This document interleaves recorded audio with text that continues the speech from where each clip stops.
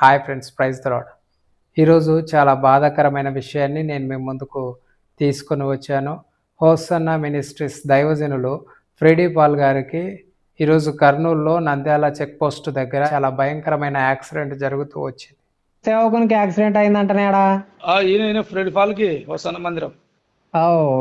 బాగున్నాడా? Hospital చేర్చినారు. పెద్ద hospital నుంచి మళ్ళా కిమ్స్ జలాపురానికి వచ్చినారు. ఈ కాలు ఫ్రాక్చర్ అయింది. మెడమ ఉంటది కదా, మెడమ బాగా నరుక్కుందట. అది కాలు ఫ్రాక్చర్ అయింది, ఆపరేషన్ చేస్తున్నారట. ఆపరేషన్ చేస్తున్నారా? ఈయన సి క్యాంప్ లో ఎవరో హాస్పిటల్ ఉంటే ప్రార్థన చేద్దామని అది అవెంజర్ బండి పెద్ద బుల్లెట్ వేసుకొని పోతున్నాడు. అది పోతున్నాడు, బస్సు ముందు వెళ్ళిపోయింది అని చెప్పి దాని వెనక పోతున్నాడు. ఈయన బండి మీదకి వచ్చేసినాడు. వెనక టైర్ కొట్టింది. రోడ్డుకు అంత దూరం ఇరిచిందట. మనిషికి ఏం ప్రమాదం లేదు కదా? లేదు, ఏం లేదు. ఒక కాలు ఫ్రాక్చర్ అయింది, కాలు ఇరిగింది. ఆపరేషన్ జరుగుతుందట.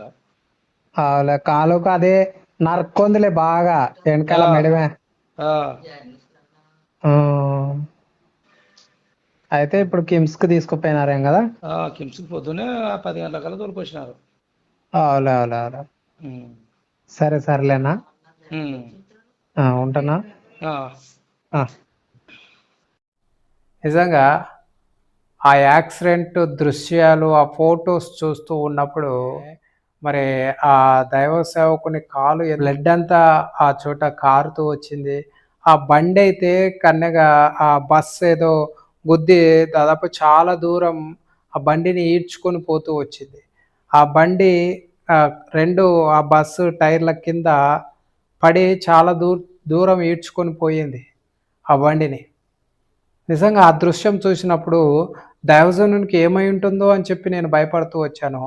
ఆ తర్వాత దైవజనుని వీడియో చూస్తే ఆ దైవజనుని హాస్పిటల్కి తీసుకుని వెళ్ళే దృశ్యం చూస్తూ ఉంటే కొంచెం నెమ్మది అనిపిస్తూ వచ్చింది. నిజంగా అంత భయంకరమైన యాక్సిడెంట్లో కూడా ఆ దైవజనుని దేవుడు కాపాడుతూ వచ్చాడు తన కృప ద్వారా, తన ప్రేమ ద్వారా.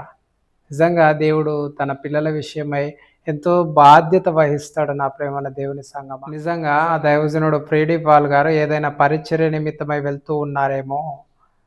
వెళ్తూ ఉన్న సందర్భంలో ఈ విధంగా యాక్సిడెంట్ కావడం చాలా బాధాకరం అనిపించింది.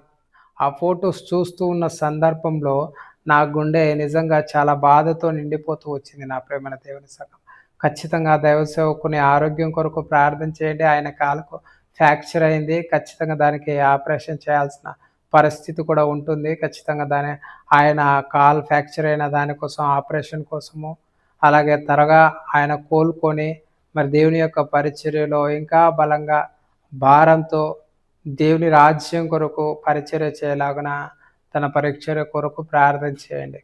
ఒక చిన్న మాట దేవుని యొక్క వాక్యంలో నుండి మనం చూసుకుందాం. నా ప్రియమైన దేవుని సంగమా, దేవుని యొక్క వాక్యం మనకి ఏమని చెబుతూ ఉంది? ఒక్కసారి దేవుని యొక్క వాక్యంలో నుండి యాకోబు రాసిన పత్రిక మరి 5వ అధ్యాయం 13వ వచనము మనం చూసినట్లయితే, మీలో ఎవరికైనా శ్రమ సంభవించిన అతడు ప్రార్థన చేయవలను. ఇది యాకోబు పత్రిక 5వ అధ్యాయం 16వ వచనంలో, మీరు స్వస్థత పొందునట్లు ఒకని కొరకు ఒకడు ప్రార్థన చేయడం. మనం ఏం చేయాలి? ఒకరి కొరకు ఒకరు ప్రార్థన చేయాలి. ఎవరికైనా అనారోగ్యం వస్తే మనము ఒకరికొకరం ప్రార్థన చేసుకోమని, ఇదే మన యొక్క దేవుడు మనకు నేర్పించిన ప్రేమ. నిజంగా నా ప్రేమన దేవుని సంగమా, నీతిమంతుని విజ్ఞాపన మనఃపూర్వకమైనదై బహుబలము గలదై యుండును. నీతిమంతుని విజ్ఞాపన ఎలా ఉంటుందంట? మనఃపూర్వకంగా.